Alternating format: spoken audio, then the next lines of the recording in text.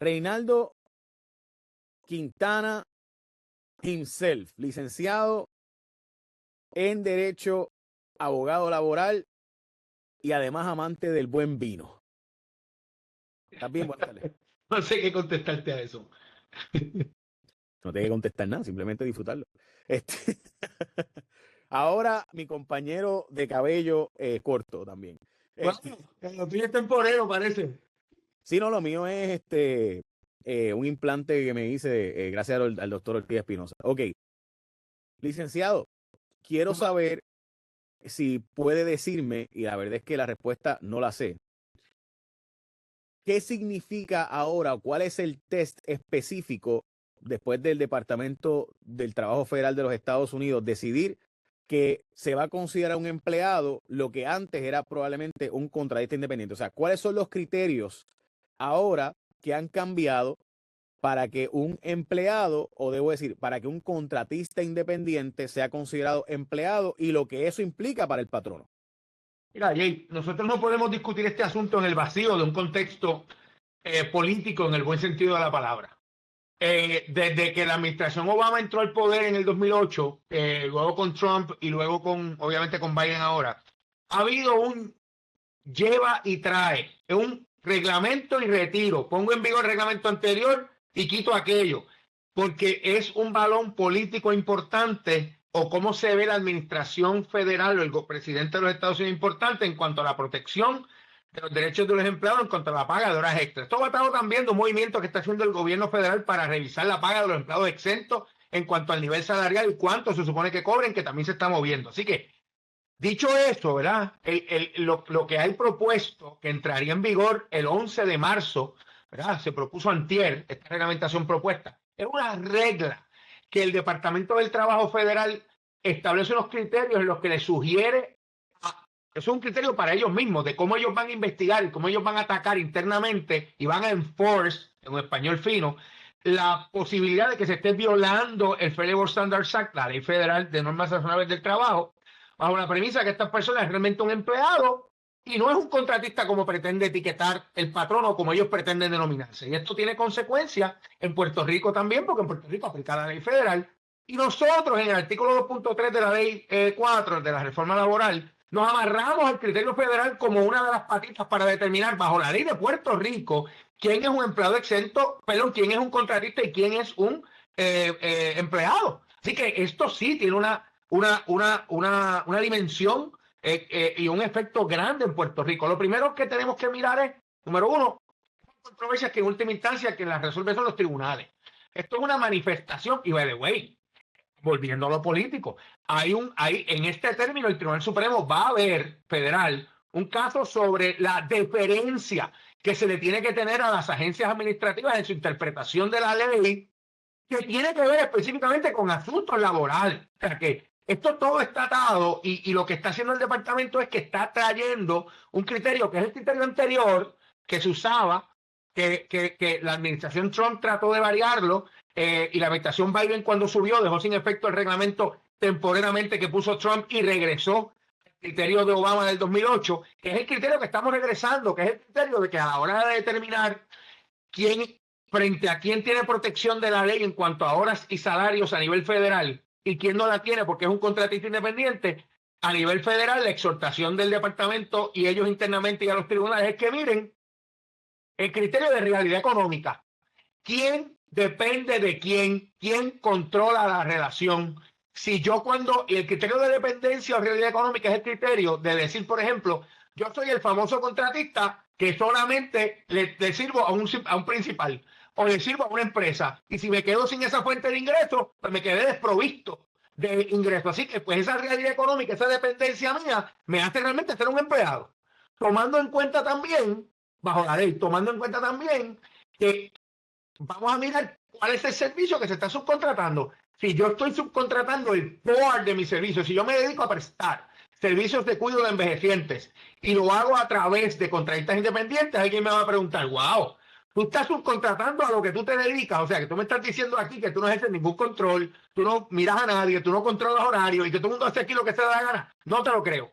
Así que estamos hablando de dos criterios, la dependencia o realidad económica y cuál es el servicio que se está subcontratando. A eso es lo que el Departamento del Trabajo mira o quiere que los tribunales, al analizar estas controversias, miren. Y de hecho, el Departamento del Trabajo dice en su reglamentación propuesta: yo no estoy haciendo otra cosa que no sea respondiendo a lo que los tribunales están resolviendo. El cómo lo americano, los tribunales lo están resolviendo así. Así que esta tiene que ser, desde el punto de vista nuestro, dice la agencia, la interpretación correcta. Vamos a mirar la realidad económica. Esto es un asunto de dependencia o realidad económica, obviamente, y un asunto de qué es lo que tú estás subcontratando. Claro, esto no es lo tradicional, Jay, y nos estamos moviendo cada vez a una dinámica de trabajo mucho más colaborativo, muchos escenarios de trabajo remoto, muchos escenarios de trabajo a distancia, muchos escenarios donde las personas están emprendiendo y están prestándole servicios a diferentes entidades de diferentes maneras.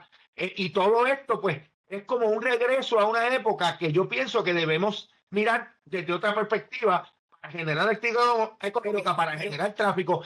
Hay un proyecto de ley el otro día que federal, que hubiera establecido a nivel federal una figura bajo el Federal Standards Act del contratista dependiente, que es una persona que entendemos, oye, tiene libertad, que es contratista, pero hay dependencia. Sabemos que va a depender, pero vamos a reconocer que la gente se está comportando abajo con una libertad económica y con una flexibilidad que los servicios que hoy día se prestan permiten. Así que yo realmente lo único que respondo a esto es a una visión penalista de demócrata en su proteccionista, y una respuesta también a cómo el presidente se ha identificado, que dice que es el presidente más pro unión y más pro empleado del universo. Así es que yo lo veo, eso es el repleo de su administración. Lo que ocurre es, o sea, de acuerdo con todo lo que dice en cuanto a, ¿verdad? La interpretación podemos diferir. Yo creo que hay patronos que abusan del concepto de contratista independiente y realmente son empleados, y para ahorrarse par de pesos, para ahorrarse parte del seguro social y parte de los otros beneficios que tendría que dar a los trabajadores para no tener que pagar los sucede, estipulado.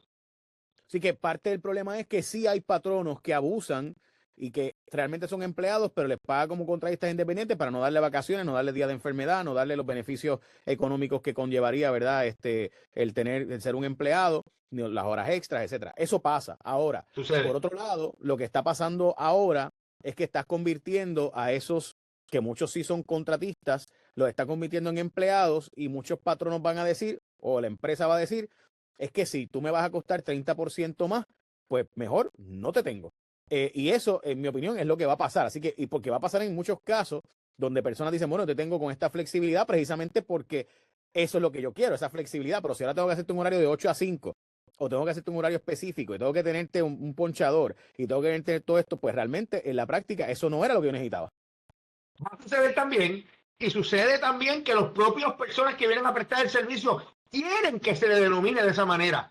Muchos esquemas contributivos y muchos escenarios donde realmente lo que yo estoy buscando es en ese lugar particular y es un ingreso, porque yo tengo otros beneficios y otras compensaciones de otro trabajo, porque también es una realidad que en la economía de hoy hay gente que tiene 2 o 3 gigs y obtienen unas cosas que necesitan de pero de lo otro lo que quieren es precisamente una flexibilidad y meramente el ingreso. O sea, eso que tú dices sucede. Y por supuesto, yo he manejado controversias legales que viéndolo objetivamente y en la realidad, y uno no puede como abogado de patrono perpetuar eso y asesorar al patrono que haga lo incorrecto. Yo jamás procuraría eso, y la mayoría de las veces, para ser honesto, son personas que vienen mal asesoradas por personas que tienen una preparación básica de contabilidad, no conocen el derecho laboral y usan el concepto de servicios.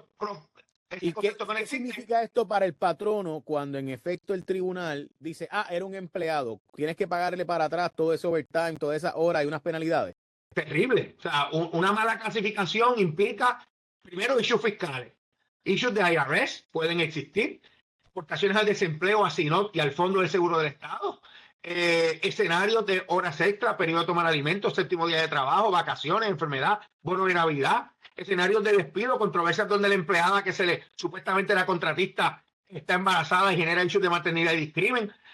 Puede ser apocalíptico para un patrono. Yo he tenido escenarios donde he enfrentado con esa realidad, porque es que lo primero que te dicen cuando se sientan aquí es que todo el mundo en mi industria lo hace así. Pues mira, no es una razón. Es que si no sobrevivo, los números no dan. Tampoco es una razón. Es que el gobierno me paga por empleado y tanto, y esto es lo que yo le transmito. El gobierno no es su patrón, no eres tú. O sea que puede ser apocalíptico. Yo tengo muchos clientes que han tenido que cerrar ante escenarios como ese, y yo no, volvemos. la forma de hacer las cosas es hacerlas bien. Una clasificación correcta desde el principio, entendiendo, mira, esto no es un contratista, es un empleado. Estos son los beneficios que esta persona tiene de conformidad con la ley. ¿Es exento, no exento? ¿Qué tipo de exento es? ¿De qué ley está exento? Y hacer una clasificación correcta que propenda un cumplimiento de ley, que es en última instancia lo que siempre nosotros asesoramos a los clientes en ese sentido. En ese sentido, eso significa que si ahora, por ejemplo, este es el criterio es básicamente, si el trabajo que ese contratista te da es su core y realmente tú, igualmente, o sea, yo, por ejemplo, soy la empresa y contrato para que haga X, ¿verdad? En este caso, como mencionaste, el asunto es que si yo me dedico a dar unos servicios, digamos, de cuidado de ancianos y tengo contratistas dando servicio de cuidado de ancianos, pues realmente esos son mis empleados, no son mis contratistas. Eso es lo que básicamente estás planteando, ¿verdad? Que ese y el otro ejemplo, entonces, es si esa persona tiene una dependencia económica de este contrato, realmente es mi empleado, no es mi contratista. Y por tanto, se estima que cerca de 30% es el costo adicional cuando una persona es empleado, vis a vis cuando una persona es un empleado, o debo decir, cuando es un empleado, típicamente cuesta 30% más que lo que te cuesta un contratista independiente, ¿correcto? Eso es correcto. Ronda ese el número por ahí porque hay aportaciones fiscales, hay obviamente beneficios, hay unas situaciones, por ejemplo, cuando la persona no está de vacaciones o enfermedad, tú tienes que suplir el servicio. O sea, todos estos son costos que no redundan en un servicio efectivo, pero que son beneficios que los empleados tienen y si los tienen por ley hay que honrárselos, claro. Pero es un costo, no hay duda. ¿Cuánto tú crees que esto aumente la posibilidad de litigio de clasificación de que yo te dije que eras contratista, pero realmente es empleado ahora? Bueno, para mí, primero, esta reglamentación siempre viene atada a un esfuerzo de fiscalización para crear awareness del Departamento del Trabajo Federal. O sea, no hay duda que una vez esto esté en vigor, el Departamento del Trabajo se va a tirar federal, que tiene recursos, que conoce su reglamentación y que pues tienen poder en términos de que tienen el respaldo de abogados y el respaldo de solicitors y van al tribunal en force lo supina. Van a empezar un proceso de crear mucho awareness, mucha efervescencia sobre fiscalización y esto se van a tirar a la calle. Va a aumentar el litigio indudablemente porque eso va a generar mucho más conocimiento. Obviamente, míralo también desde el punto de vista que va a ir paralelo con un posible aumento al salario, al nivel salarial de los empleados exentos, que viene por una vía o por otra, que viene por vía federal, aunque el Departamento del Trabajo de Puerto Rico pidió que no llegáramos a los 1.059 semanales, porque Puerto Rico tendría que dar un brinco de 455 semanales fijos para los exentos cuello blanco, que es donde estamos estacionados, a 1.059. Eso es básicamente impagable. Y el Departamento del Trabajo, lo que de Puerto Rico, fue allá y dijo, dame un break, sigue tratándome diferente. Eso no sucede por vía federal, va a suceder por vía estatal, porque la ley 47 del 2021, que es la ley de salario mínimo de Puerto Rico, establece que la Comisión Evaluadora del Salario Mínimo tiene que emitir 3 decretos especiales para aumentar el salario de las personas que reciben propina, para los empleados de la agricultura y para los empleados exentos. Ese reglamento 13 lo van a revisar. Eso atado con cambios de clasificación de personas que ahora son exentos, pero que no van a dejar de serlo y van a comportar un cambio en su estatus. Unir estas dos cosas y va a haber obviamente indudablemente un aumento en reclamaciones laborales, porque esos cambios muchas veces generan pues que yo soy, que yo era, porque yo soy esto ahora y antes era otra cosa.